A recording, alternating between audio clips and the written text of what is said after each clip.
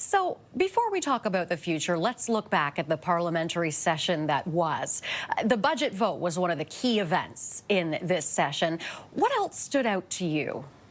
Well, ever since the election, way back at the end of April, we've watched the Carney government put pressure on the bureaucracy and to say that they're going to be putting forward huge national projects to boost our gross domestic product, to counter the effects they're really hurting the Canadian economy of Trump's tariffs.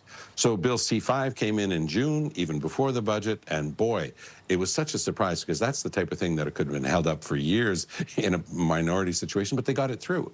And it's essentially giving the government free rein to push aside some of the constraints and the difficulties and the long timelines for getting big projects approved. So that worked.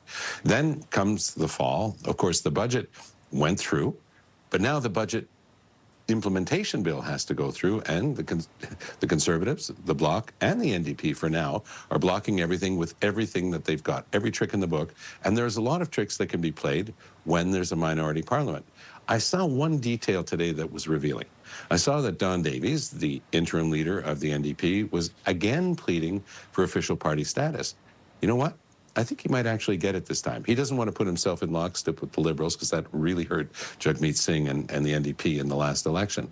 But he's essentially communicating, look, we need party status. You can get us onto committees. We can actually help you. And we're going to be on side with you with a lot of your ideas. I think that Carney and the people around him are going to have to give that some serious thought because, of course, they're well short of the 12 required for official party status, but it's been done in the past. You can have that flexibility. And I do think that they're going to need a dance partner. The Liberals are not going to be able to keep going the way they are now unless they have somebody on their side predictably.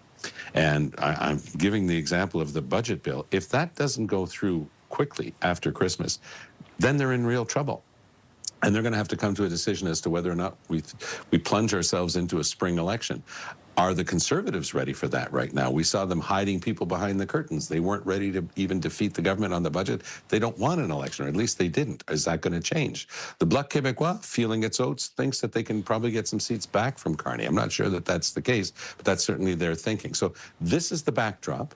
You know, it's not just the budget and the budget bill. It's what it represents in terms of a minority parliament and what we call these confident votes that can bring down the government. I don't think that the Liberals are the type of party who want other parties to decide for them when the date of the next election is. They're going to be the ones to decide, and I think they're going to be going sooner rather than later. They think that they can get out of this minority situation and get back to a majority. As we head into 2026, what else will you be watching for?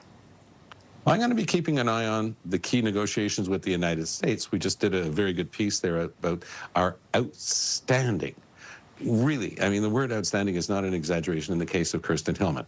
I think it's a tragedy that we're losing her at this time. But as she said herself, she had no intention of sticking around until the end of the CUSMA, Canada, U.S., Mexico negotiations. And she said, Mr. Carney should be able to put in place somebody who's going to be there that long. That, by the way, is the quintessence of Kirsten Hillman. She's thinking about Canada. She's thinking about the future. She's not thinking about herself. So she's going to step aside, and looks like Mr. Carney's already got his pick. Figures, well, somebody else a little bit like him, you know, banker type, somebody who's been in charge of pension funds.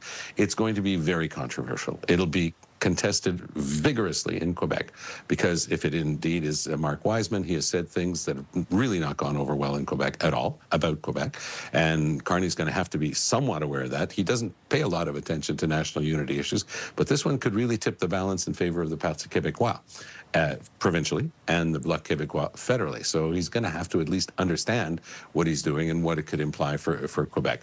With regard to Wiseman himself, no experience whatsoever as a diplomat. Maybe that's a good thing. And, you know, we'll see if the banking credentials and his contacts are the type of thing that can help him get it in to get to the end game with Trump and the people around him. So that'll be something to watch for us. We'll have to leave it there. Thank you very much for this, Tom. All the best, Renee. That's CTV News political commentator and former NDP leader Tom Mulcair.